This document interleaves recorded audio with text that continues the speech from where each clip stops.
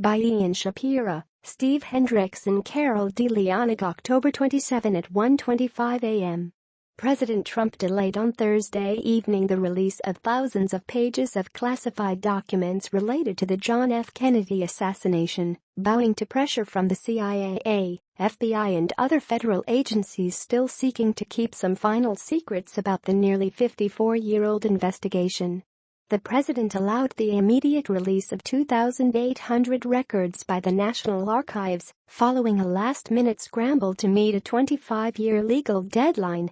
After lobbying by national security officials, the remaining documents will be reviewed during a 180-day period. In a memo released by the White House, Trump said, "I am ordering today that the veil finally be lifted."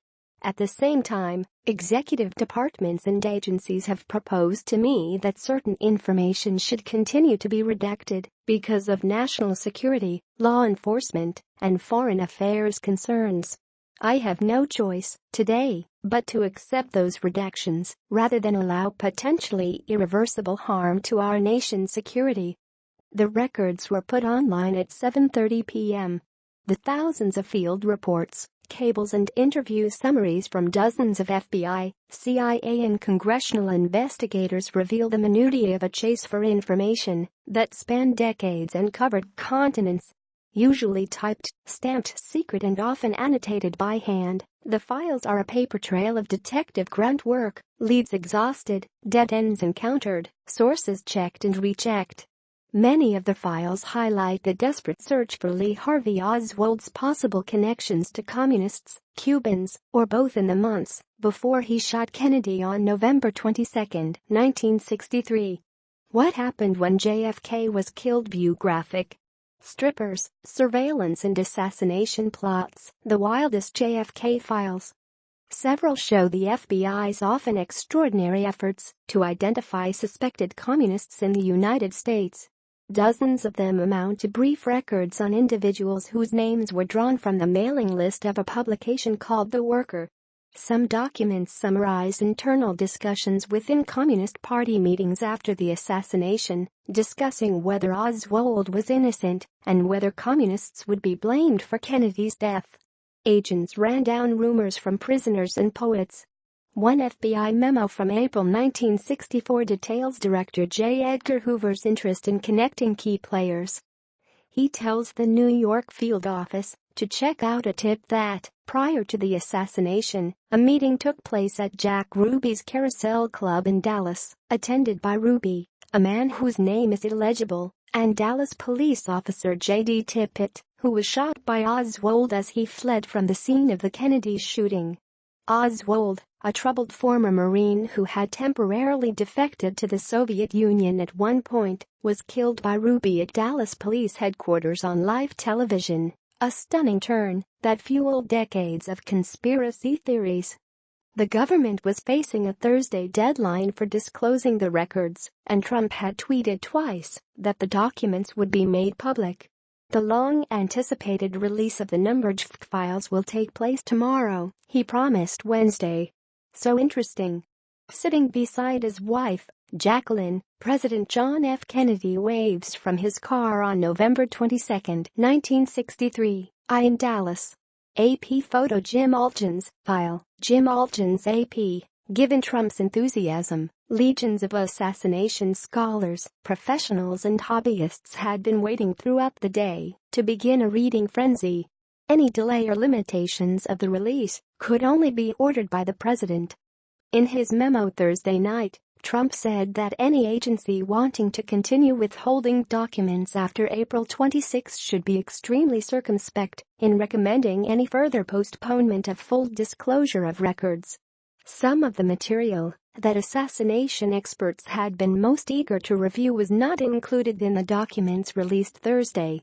The missing records include a 338-page file on J. Walton Moore, the head of the CIA office in Dallas at the time of the killing, and an 18-page dossier on Gordon McClendon, a Dallas businessman who conferred with Ruby just before he shot Oswald. Several files on notorious anti-Castro Cuban exiles were apparently withheld, including those focusing on Luis Posada and Orlando Bosch, who had been accused of a 1976 airline bombing that killed 73 people. Researchers had hoped the release would shed new light on Oswald's movements and contacts in the months before he shot Kennedy. Historians were particularly eager for new details of Oswald's 6-day trip to Mexico City, where he met with Cubans and Soviets 2 months before the assassination. None of those documents appeared to be in the batch released Thursday. Nor were there revelations on Watergate burglars E. Howard Hunt and James McCord, both of whom were longtime CIA operatives of interest to assassination theorists. If the cache of material did not deal a blow to the Warren Commission's conclusion that Oswald acted as the lone gunman in Dealey Plaza, it did contain fascinating historical nuggets, big and small. Among them was a price list that Cuban exiles agreed they would pay to kill Cuba's revolutionary leaders, $100,000 for Fidel Castro and $20,000 each for Che Guevara and Raul Castro. A long draft report by the House Select Committee on Assassinations concludes that the theory that Cuba ordered the killing in response to CIA attempts to kill Fidel Castro was unlikely. The committee does not believe Castro would have assassinated President Kennedy because such an act, if discovered, would have afforded the United States the excuse to destroy Cuba, the draft states.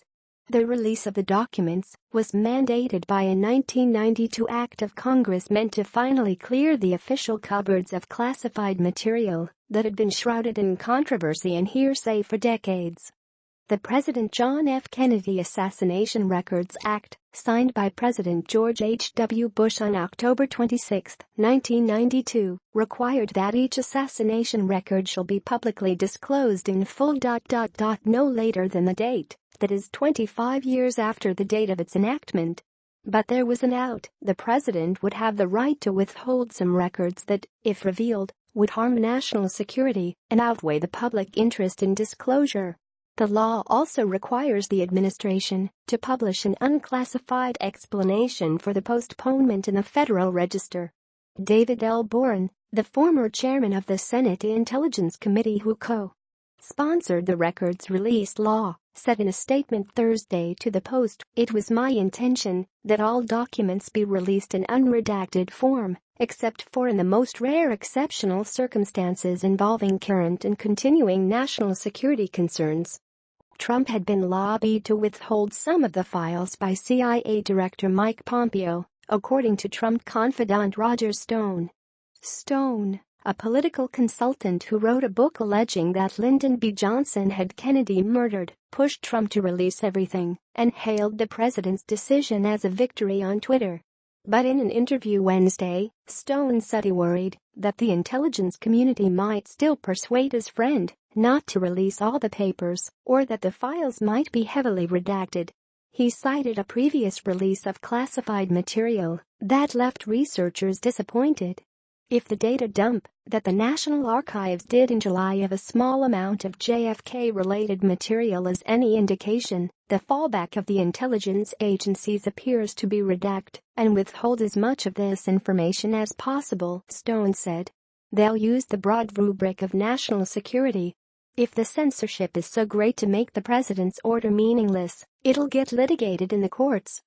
In a statement, the CIA said its redactions were meant to protect national security interests, the names of CIA assets, and current and former CIA officers, intelligence gathering methods and sensitive partnerships that remain viable today. But the agency also vowed to release all of its Kennedy assassination records. Every single one of the approximately 18,000 remaining CIA records in the collection will ultimately be released, with no document withheld in full, the statement said. Those CIA documents, come April, could still retain redactions. The statement said the redacted information in the 18,000 pages represents less than 1% of all CIA information in the collection. Many of the documents were created in the 1990s, making some of the information more sensitive and recent than older documents from decades ago. The National Archives has had custody of the records since the Warren Commission published its investigative findings in 1964. In 1991, Oliver Stone released his movie, JFK, which suggested that Kennedy was killed in a grand conspiracy involving the CIA, the FBI and the military. At the end of the film, audiences were informed that many of the investigative documents would not be released until 2029. Soon, protests erupted, and Congress passed the Assassination Records Act that was signed into law a year later. You can thank Oliver Stone's 1991 movie for the JFK document release. By the early 1990s, only a sliver of the Warren Commission's papers, just 2%, had been concealed, either partially or in full, according to the National Archives. Since then, the Archives has made periodic releases of its repository, which totals more than 5 million pages. In a recent article on its website, the Archive said that 88% of its documents are fully open, 11% have been released but with redactions, and 1% has been fully withheld. In early 2016, the website governmentaddict.org obtained through the Freedom of Information Act the list of what was then more than 3,600 records that had been entirely withheld. Titles of the documents included personality file on Lee Harvey Oswald on tape of Mr. William K. Harvey's interview, 41075, a reference to the legendary CIA officer who oversaw the agency's plots to kill Fidel Castro. A majority of Americans believe others besides Oswald were involved in the shooting, according to repeated Gallup polls conducted over the past 50 years. Since the Warren Commission concluded its investigation, historians and journalists have written extensively about how the CIA deliberately concealed information about Oswald's interactions with Cubans or Soviets in Mexico City before the killing.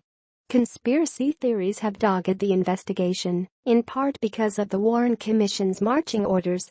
President Lyndon B. Johnson told the members of his hand-picked investigative board that he wanted to squash the raging public fears that a foreign power or communist operatives had killed Kennedy. He told Supreme Court Chief Justice Earl Warren that the country was confronted with threatening divisions and suspicions, and that it was the Commission's patriotic mission to squelch dangerous rumors.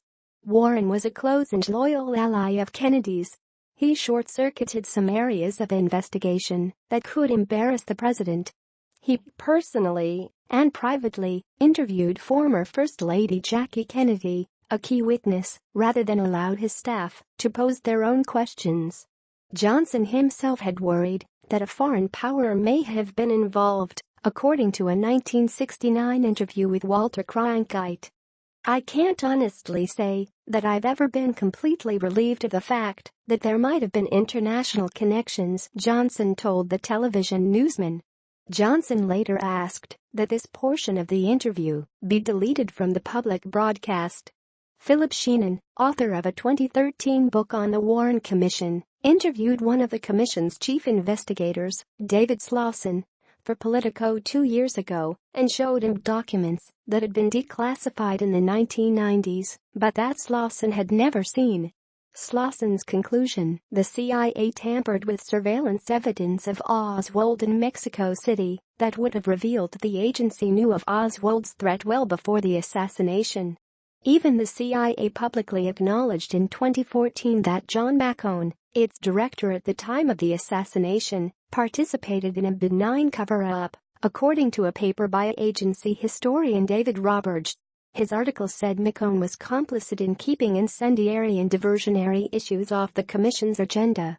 The agency historian wrote that McCone purposely did not tell the commission about CIA mafia plots to kill Castro, some of which had been planned at the Mexico City station. Local Headlines newsletter. Daily headlines about the Washington region. Sign up. Without this information, Sheenan concluded in a 2015 Politico story, the commission never even knew to ask the question of whether Oswald had accomplices in Cuba or elsewhere who wanted Kennedy dead in retaliation for the Castro plots. During a White House conference call with reporters Thursday, CNN reporter Jim Acosta asked whether the documents would contain information on any role the father of Senator Ted Cruz, Artex, might have played in the assassination, a false charge Trump had raised during the 2016 presidential campaign. "Honestly, we're not going to comment on the content of the files," a National Archives official replied.